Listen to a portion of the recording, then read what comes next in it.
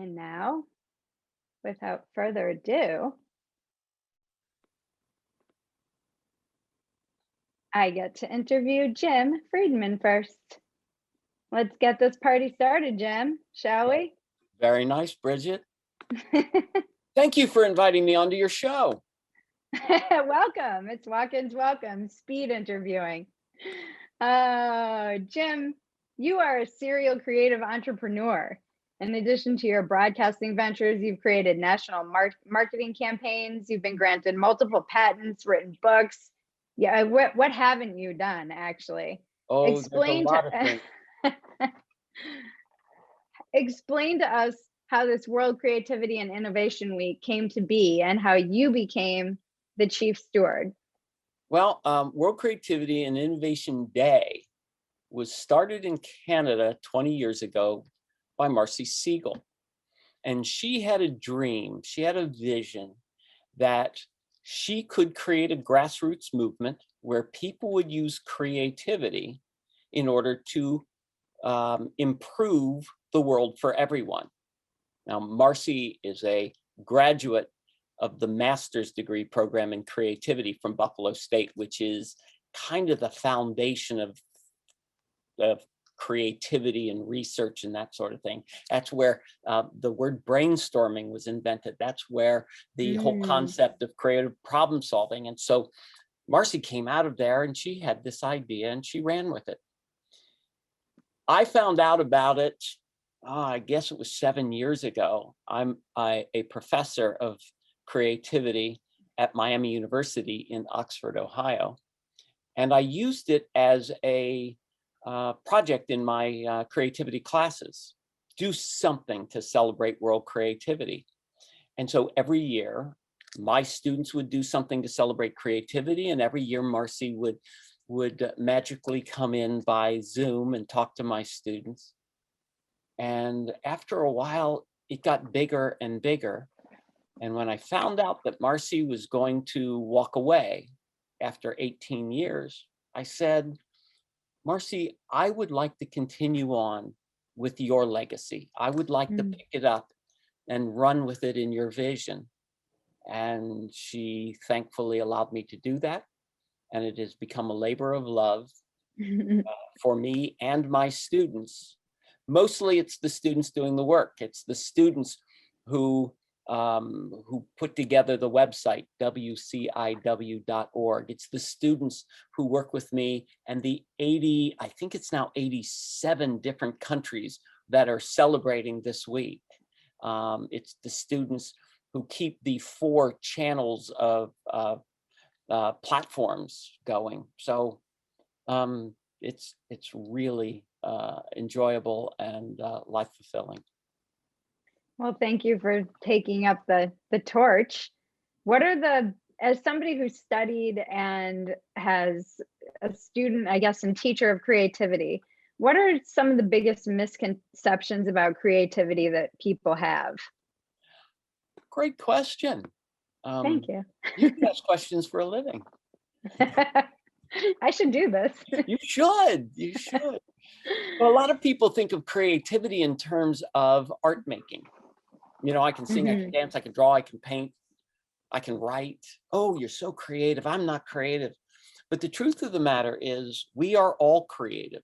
If anybody's ever written an email, well, that's actually a creative act. Anybody who's written a text is a creative act. There are 4 levels of creativity. There is paint by numbers is actually a creative act. It's mini C creativity, which is the lowest level of creativity.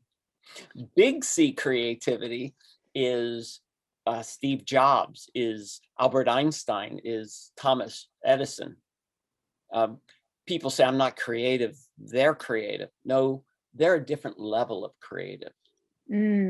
Most of us are in little c creative or pro C creative, where we, depending on how much focus and how much time, the thing that most people don't realize, the thing that most people don't recognize is that creativity, we're born with it.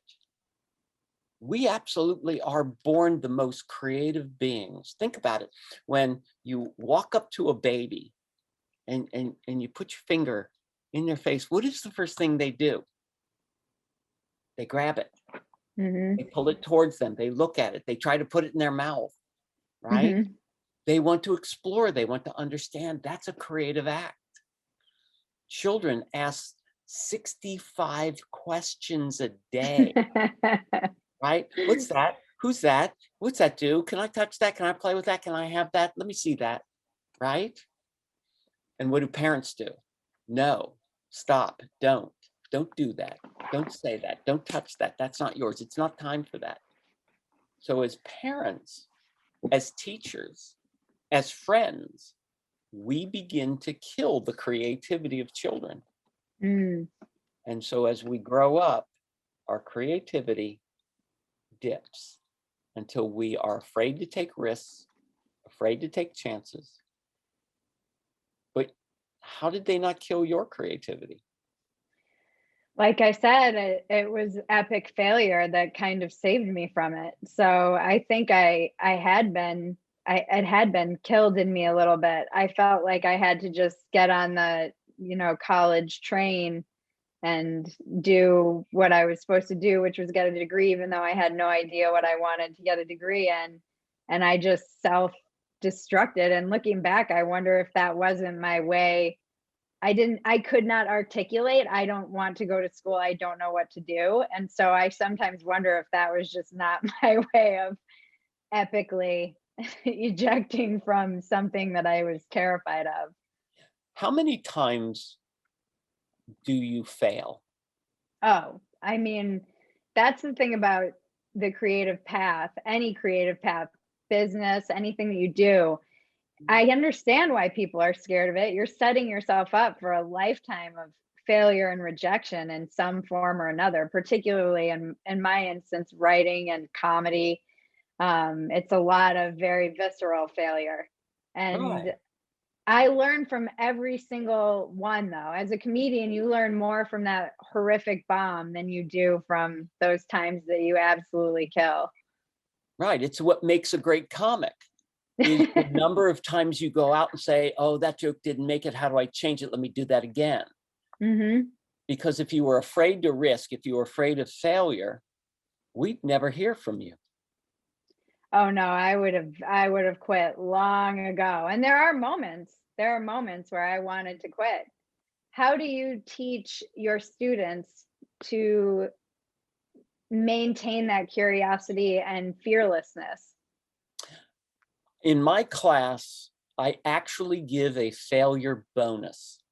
Mm, You get bonus points for making mistakes. You come in and say, let me show you what I did, and let me show you where I failed, and let me show you what I learned from that failure. And there it is. That's excellence. hmm And they learned that failure is not just respected, it's expected. hmm And so we make it a safe place. Yep. And so that's the key. One of the best pieces of advice I was ever given in comedy was by my friend. May he rest in peace. He just passed away, an absolutely tortured soul. But he said, get up and bomb until you aren't afraid of bombing anymore. So he Absolutely. was saying, go out and bomb. And that is how you'll keep getting up, because it takes a certain amount of psychological resilience, this thing called life, but particularly the pursuit of that path unknown. Absolutely. Absolutely. You can hear it in great comics. Even Mitch Hedberg on stage will say, oh, well, that joke didn't work. It'll come out different next time, right? Yeah, they're in the process in the moment. Exactly, exactly. So all we got to do, because think about when you were a kid, any kid who kicked a soccer ball, I mean, they imagine themselves great soccer players, but they kick the ball and it dribbles just a little bit to nobody and nowhere. And none of them walk away say, I can't do this. They say, I'm going to kick it again. Hmm. Right. And so what we need to do is we need to reinstill that in our young people, the excitement of failing, the excitement of just trying and doing. I want to kick it again, and I'll learn to kick it harder, and I'll learn to kick it straighter. Yep. You see this so much in athletes in particular. It's something I really respect about their creative process, is just the absolute determination to continue and repeat until they get better no matter what. And I was thinking about when you were just talking about these young kids, my brother just sent me a video of my niece, and it was maybe her second time skating. And they built a little pond in their backyard, and she was on skates, and she said, "I'm the best skater in the entire world." And that, I Absolutely. was like, I want that level of confidence, that Exactly. a 6-year-old has the first time they skate. Perfect. Perfect. We lose as we get older the ability Mhm. to play, the ability to fantasize, the ability to imagine. We get so wrapped up. Somebody once said that we enter school as question marks and we leave as periods. Mm, I They love take, that. they take the curiosity out of us. If anybody wants to raise creative children, stop answering their questions. When a kid Mm. comes up to you and says, why is this? You say, wow, that's a great question. Will you share the answer with me when you find it? You That say, sends "Hey, go Google it." yeah, yeah, absolutely. Go be curious and find it and then share it. There's a there's a story that I love about this little girl. Her name is Sydney, but her parents call her Mayhem. And the parents were sitting in the living room watching all the movie stars walk down the red carpet. They're doing the red carpet at the Academy Awards, and Sydney disappears. She goes off to the bathroom, and she comes back about 20 minutes later, and she had wrapped herself in toilet paper. I mean, several rolls, and made what she perceived to be a beautiful evening gown. Mhm. Well, she walked out there, and most parents would say, look at the mess you've made. That's a waste of time, right? But they said, what'd you do? And she said, I'm ready for the red carpet. This is my evening gown. And her parents said, well, if that's your evening gown, we better get the paparazzi. Parents got their cameras and they had a little fashion show. And she was so empowered that she continued to make clothing out of anything she could find, boxes and construction paper and newspaper. And every day she'd come down to show a new outfit. Well, at 5 years old, she got her own line at J. Crew. It's Oh, fashioned by wow. Mayhem. And at 5 years old, I had her teach my class. And she came in to the students at Miami and she taught them how to make clothing out of stuff. And they had a fashion show with her. And it was one of the best classes ever, and taught by a 5-year-old. Wow, I love that. I know that they have such open minds. It's just no limits. And I love that. I have to ask you, who or what inspires you creatively? Wow. Wow. Mm, Everything inspires me creatively. I I'm feel that. I'm inspired by my students every day. I am especially inspired by my children. I want to grow up and be like them because they are the most amazing people I've ever been around, and both of them amazingly creative. And so, and I think part of it is we tried to raise them very much like Mayhem's parents. We Mhm. tried not to tell them no. Yes, and. Let me give you a quick story. We can bleep this out, Andrew. Uh, so my 3-year-old called his 1.5-year-old. He turned to him and he said, Tyler, you're a bitch. To which my wife was going to say, wanted to kill him. And I said, wait a minute. And I picked him up and I put him on my desk and I said, Zachary, do you know why I want to talk to you? He said, did I say a bad word? I said, no. He said, Daddy, will you tell me? I said, of course. That word means a mean lady. Do you think Tyler's a mean lady? Oh no, Tyler's not a mean lady.